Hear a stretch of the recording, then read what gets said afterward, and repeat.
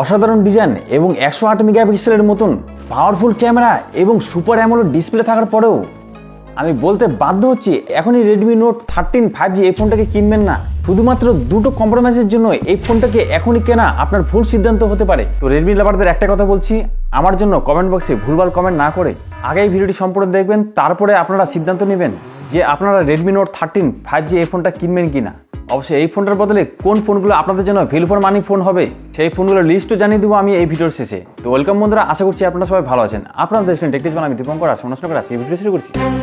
তো এই ফোনটার প্রাইস জানার আগে প্রথমে এই ফোনটার লুকস আর ডিজাইন দেখে নিচ্ছি। লুকস আর ডিজাইনে এই ফোনটা যথেষ্ট ইমপ্রেসিভ লেগেছে আমার কাছে। এই ফোনটা 3টি কালারে অ্যাভেলেবেল, ব্ল্যাক, হোয়াইট এবং গোল্ডেন কালারের। ফোনটা যথেষ্ট স্লিম, 7.6 mm এর চড়া এবং ওজনে মাত্র 173 গ্রাম, অর্থাৎ হ্যান্ডস ফিল এক্সপিরিয়েন্স খুব ভালো পেয়ে যাবেন এই ফোনটাতে। আর এই ফোনটা IP54 রেটিং প্রাপ্ত, অর্থাৎ এটি স্প্ল্যাশ প্রুফ এবং ডাস্ট প্রুফ। এবং এই ফোনটার ডিসপ্লেতে গোরিলা গ্লাস 5 এর প্রোডাকশনও রাখা হয়েছে। এবং এখানে আপনারা 5 ডিসপ্লে পেয়ে যাচ্ছেন। ডিসপ্লের বেজেলস খুব সরু রাখা হয়েছে এবং চিনটি যথেষ্ট পাতলা। ফোনটার বডি এবং ফ্রেম পুরোপুরি প্লাস্টিকের তৈরি এবং এর ব্যাকটি দু ধরনের ডিজাইনে তৈরি করা হয়েছে। ওভারঅল ফোনটার লুকস এবং ডিজাইন যথেষ্ট ভালো লেগেছে আমার কাছে। তাছাড়া এখানে 6.67 ইঞ্চির ফুল HD 5 অ্যামোলেড ডিসপ্লে আপনারা পেয়ে যাচ্ছেন, যেখানে 1000 নিটস পর্যন্ত পিক ব্রাইটনেস পেয়ে যাবেন এবং 120,000 সর্বোচ্চ রিফ্রেশ রেটও রাখা হয়েছে। আর এই ডিসপ্লেটি DCI P3 টেকনোলজিতে তৈরি করা হয়েছে, অর্থাৎ কালার অ্যাকুরেসি যথেষ্ট ভালো পেয়ে যাবেন এই ডিসপ্লেতে। এবং এটি TUV সার্টিফিকেশন প্রাপ্ত, অর্থাৎ ব্লু লাইটের ক্ষতিকারক রশ্মি থেকে আপনার চোখকে পুরোপুরি সুরক্ষা দেবে। অর্থাৎ এন্টারটেইনমেন্টের জন্য যথেষ্ট ভালো ডিসপ্লে রাখা হয়েছে এখানে। এমনকি এখানে সাউন্ড সিস্টেমও খুব ভালো পেয়ে যাচ্ছেন, ডলবি অ্যাটমসের সাউন্ড সিস্টেম এখানে রাখা হয়েছে। আর ক্যামেরা তো এখানে ইমপ্রেসিভ কাজ করেছে। রেডমি 108 মেগাপিক্সেলের মেন ক্যামেরা রাখা হয়েছে, 8 মেগাপিক্সেলের আল্ট্রাওয়াইড ক্যামেরা পেয়ে যাবেন এবং তার পাশে 2 মেগাপিক্সেলের ম্যাক্রো সেন্সর ক্যামেরা রাখা হয়েছে। তবে এখানে মেন ক্যামেরাতে OIS সাপোর্ট নেই এবং সামনে 16 মেগাপিক্সেলের একটি ভালো কোয়ালিটির সেলফি ক্যামেরা রাখা হয়েছে। মেন ক্যামেরা এবং ফ্রন্টের ক্যামেরার মাধ্যমে আপনারা 2K রেজলিউশনে ভিডিও শ্যুট করতে পারবেন এবং ফটোর কোয়ালিটি অ্যাভারেজ পেয়ে যাবেন। আর সফটওয়্যার এক্সপিরিয়েন্সও খুব ভালো পেয়ে যাবেন এই ফোনটাতে। অ্যান্ড্রয়েড 13 এর উপরে বেস করে তৈরি MIUI 14 এখানে পেয়ে যাবেন, অর্থাৎ এখানে এক্সট্রা ডায়ালার অ্যাপ পেয়ে যাচ্ছেন, যেখানে আননোন কলগুলোকে আপনারা রেকর্ডিং করতে পারবেন অপর পক্ষকে না জানিয়ে। তো এই প্রসেসর যদি কথা বলি তাহলে এখানে 6 nanometer বেস করে তৈরি MediaTek Dimensity 6080 মতন প্রসেসর রাখা আছে। তাছাড়া UFS 2.2 স্টোরেজ রাখা আছে এবং LPDDR4X RAM পেয়ে যাবেন। ওভারঅল এখানে অনটু স্কোর 4 লাখের মতো পেয়ে যাচ্ছেন, অর্থাৎ ফ্রি ফায়ার বা কল অফ ডিউটির মতন গেমগুলোকে আপনারা 40 ফ্রেম পার সেকেন্ডে এবং মিডিয়াম কোয়ালিটিতে খেলতে পারবেন।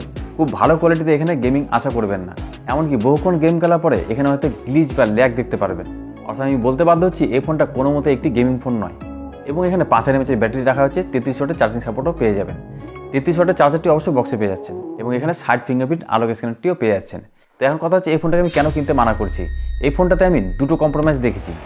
প্রথমত এই ফোনটার দাম অনেক বেশি রাখা হয়েছে এবং এখানে এই দাম অনুযায়ী সবচেয়ে কমজোরি প্রসেসর আপনারা পাচ্ছেন। তো দামের যদি কথা বলি, এই ফোনটার বেস ভ্যারিয়েন্ট 6GB 128GB দাম ভারতীয় টাকা রাখা হয়েছে 17,999 রুপি এবং এই মিডিয়াম ভ্যারিয়েন্ট 8GB 256GB দাম ভারতীয় টাকা রাখা হয়েছে 19,999 রুপি এবং এর আপার ভ্যারিয়েন্ট 12GB 256GB দাম ভারতীয় টাকা রাখা হয়েছে 21,999 রুপি।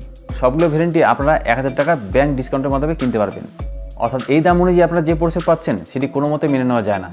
এই প্রসেসরটি আপনারা 12 থেকে 13,000 টাকার ফোনগুলোতে পেয়ে যাবেন। তো সেই ক্ষেত্রে এই ফোনটার দাম অনেক বেশি রাখা হয়েছে এবং এখানে আপনারা কমজোরি প্রসেসর পাচ্ছেন। তো এই ফোনটার বদলে আপনারা বেশ কিছু ফোন কিনতে পারেন। আপনারা আরও 1000 টাকা কমে পোকো X5 Pro এই ফোনটা কিনতে পারেন।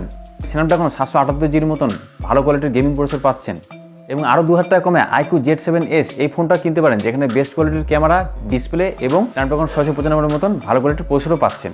তাছাড়া Vivo T2 বা Moto G54 5G এই ফোনগুলো কিনতে পারেন, যেগুলোর প্রাইস 15,000 টাকার মধ্যে পেয়ে যাচ্ছেন এবং স্পেসিফিকেশন বহু ক্ষেত্রে রেডমি নোট 13 5G থেকে এগিয়ে আছে। তো এখন কথা হচ্ছে 1-2 হাজার টাকা বেশি খরচা করে আপনারা রেডমি নোট 13 5G এই ফোনটা কিনবেন, নাকি যে ফোনের অপশনগুলো আমি আপনাদেরকে দিলাম সেই ফোনগুলো কিনবেন? কি সিদ্ধান্ত আপনাদের অবশ্যই কমেন্ট করে জানাতে পারেন। আর ভিডিওটি ভালো লাগলে এখন একটি লাইক করতে পারেন।